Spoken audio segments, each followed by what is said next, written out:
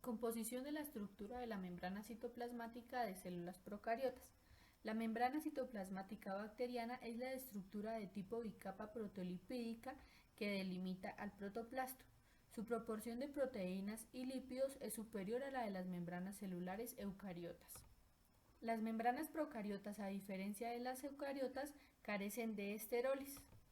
Con las salvedades de cianobacterias, ciertas bacterias metilótrofas, además de las micoplasmas, presentan colesterol, pero esto se da gracias a que secuestran el colesterol de ciertas células eucariotas a las que parasitan. La membrana citoplasmática en procariotas está constituida por un 60 a un 70% en proteínas, un 20 a un 30% en lípidos y un 10% o menos en hidratos de carbono.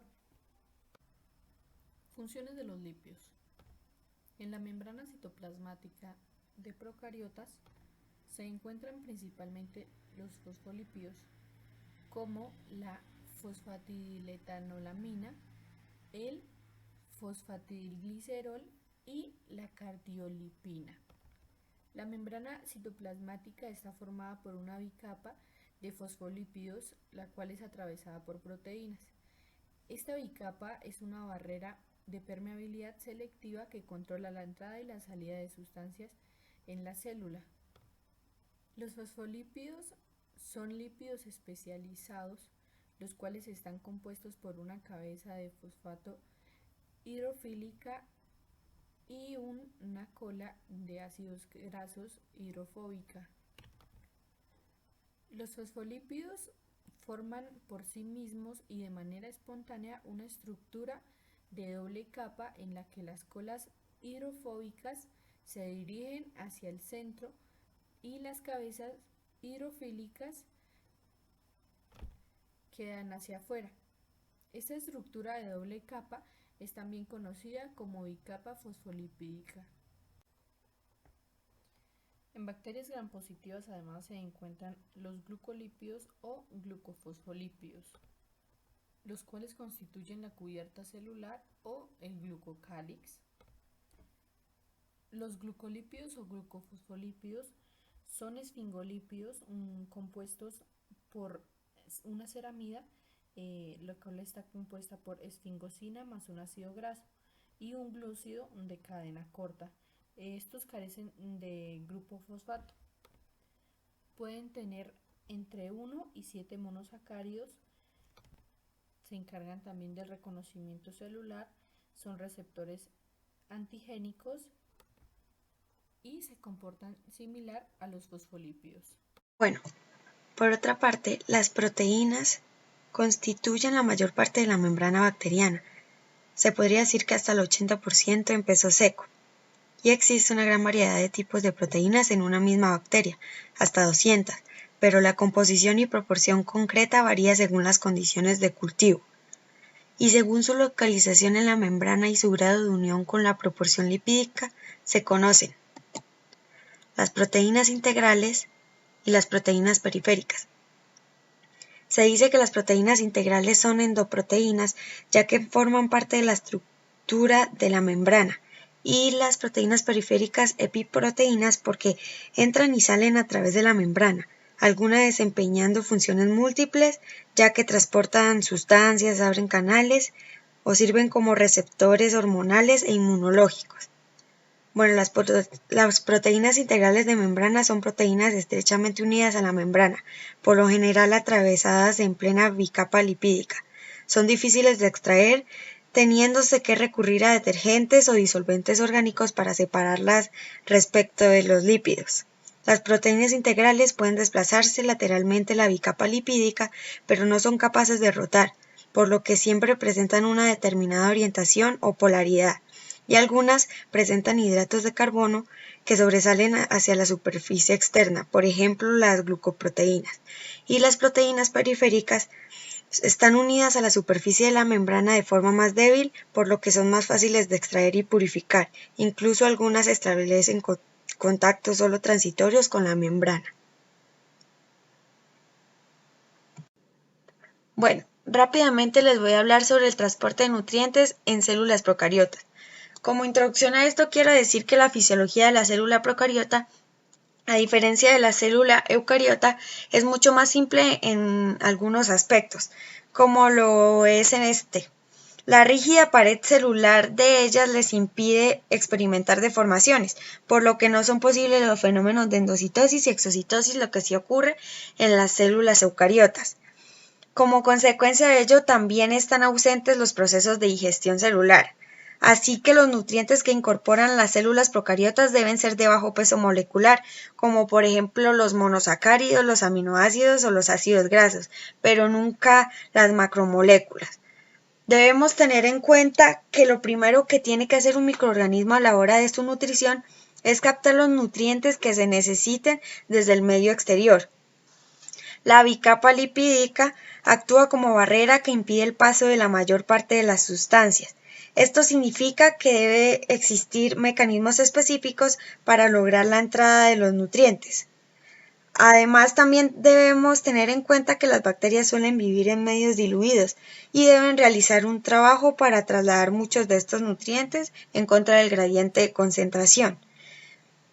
Podemos decir que las diferentes modalidades de transporte a través de la membrana plasmática son el transporte pasivo y el transporte activo. En el transporte pasivo tenemos la difusión simple y la difusión facilitada.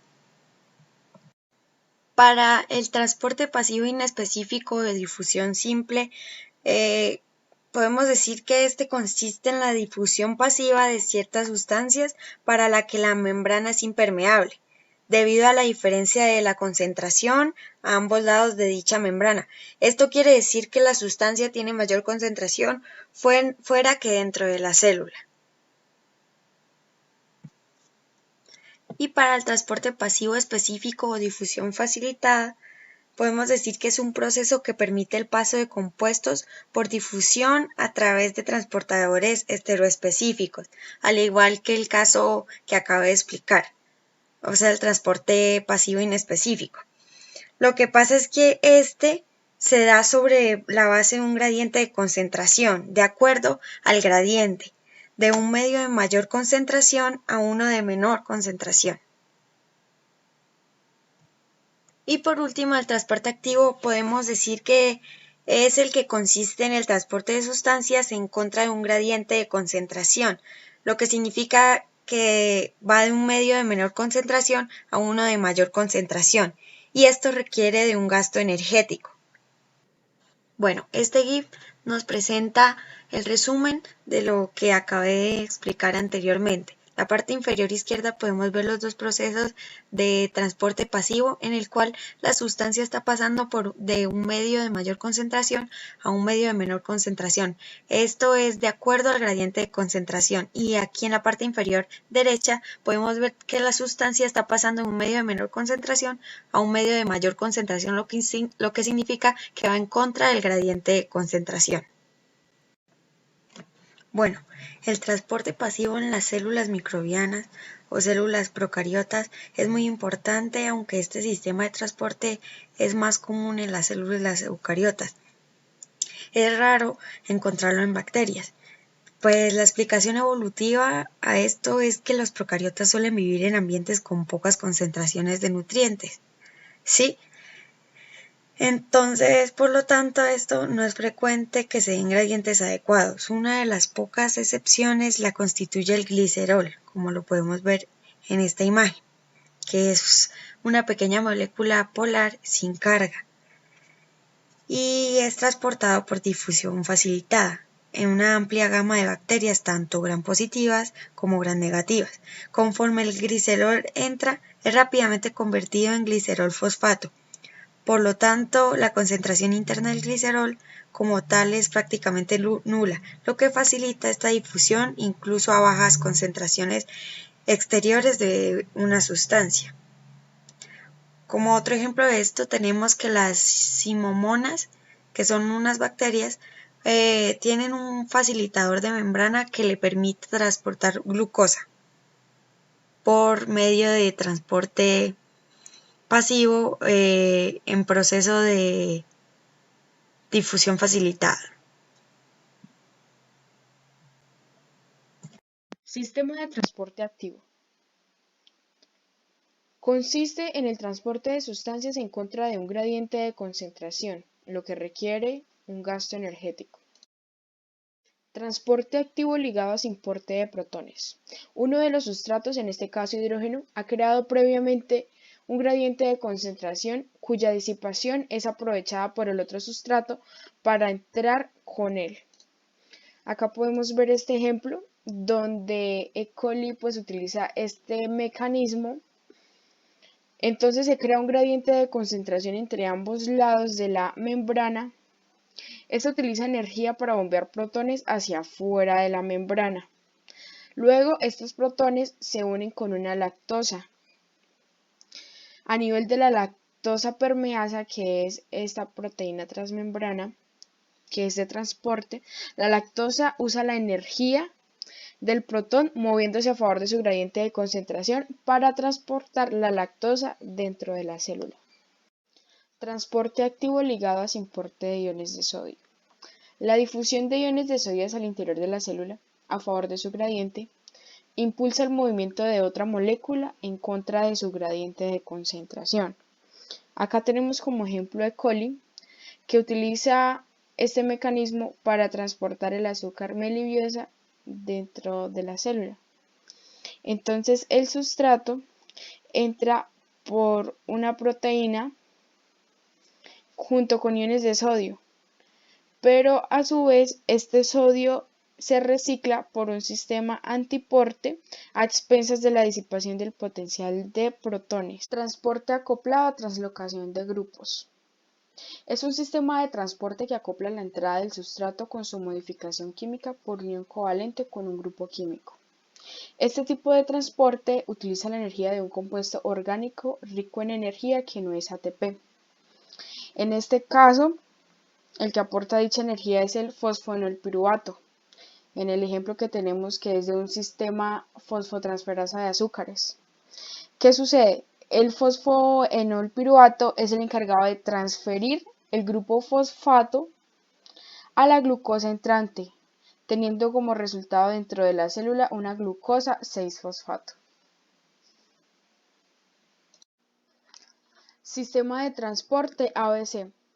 Se trata de un sistema de varios componentes en el que existen proteínas que captan el sustrato con gran afinidad y lo llevan hasta unas proteínas de membrana, las cuales acoplan el paso de dicho sustrato hasta el citoplasma, sin alterarlo químicamente con la hidrólisis del ATP.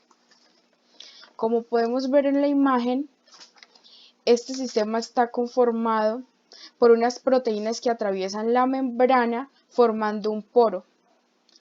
También una región de unión ATP que hidroliza el mismo. ¿Qué hace? Proporciona energía para el paso a través de la membrana. Y tenemos las proteínas de unión al sustrato, que en este caso tenemos, por ejemplo, un aminoácido. El proceso se lleva a cabo pues de esta manera. En las bacterias gram negativas, la proteína de unión al sustrato se encuentra en el periplasma de la célula, mientras que en las bacterias gram positivas, la proteína de unión al sustrato se une al exterior de la membrana celular.